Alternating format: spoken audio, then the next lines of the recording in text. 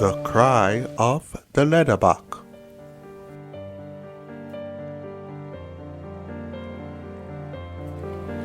Mrs. Leatherback looked very tired from her long journey. Her insect friends waited patiently and said nothing. After laying some eggs in the sand, she carefully covered them up, making sure that birds of prey and other scavenging predators were unable to find them. Manti and Andy were gripped with great anticipation. They wondered what would be her next exciting tale and began to make predictions. Would she talk about her close brushes with death, a new species, the sardine run, or some unspoiled coral reef ecosystem? They knew that the sea underworld was full of surprises. As she began to speak, however, they could sense that all was not well. This time, her mood was different. I have come from voyaging across the deep blue ocean. It is filled with exotic creatures, many of which appear and disappear at a moment's notice. Such beauty in the sea underworld continues to marvel me. From the tip of the African continent to the islands of the Caribbean archipelago, the richness and diversity of marine life remain spectacular and inviting. Sadly, however, too much pollution is taking place. Predator and prey alike have lost their lives from oil spills which stretch their deadly arms as far as the eye can see. Pelicans, dolphins, and even sea turtles have all choked when entering the sludge. Sometimes, big ships and faulty pipelines spew out their disastrous contents and unleash the deadly catastrophe on all sea dwellers. Is there any hope left for our sea friends?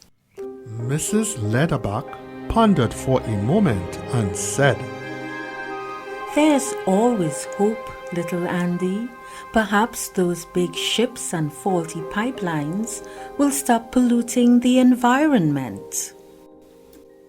Other ships, such as trawlers, clean up the sea floor with their huge nets, sweeping up all in their path, while squid, octopus, and rockfish lose their most precious gift of life. Even worse, some of these ships are used for sonar testing. Sound blasting under the sea affects marine life in so many negative ways. Fishes disappear while whales and dolphins become so confused they consequently end up beaching themselves. It was clear to Manti and Andy that these man-made disturbances were very damaging. Something has to be done to save the lives of the sea underworld.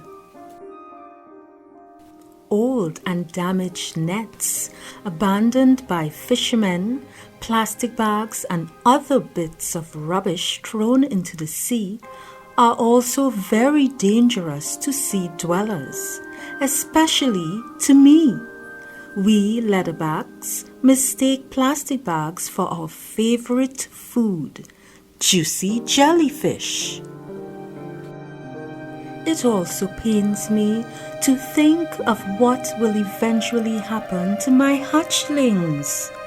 Beachfront development can bring huge machinery on many nesting sites.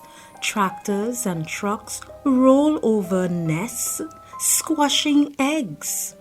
Oh, how I wish that all this suffering will soon come to an end. Manti and Andy noticed a watery substance slowly trickling down her face. As she looked away, into the view of the deep ocean, she said, "It is time for me to return. I cannot stay here any longer. My home is calling me." Then they bade her farewell as she slowly slid into the sea from where she came.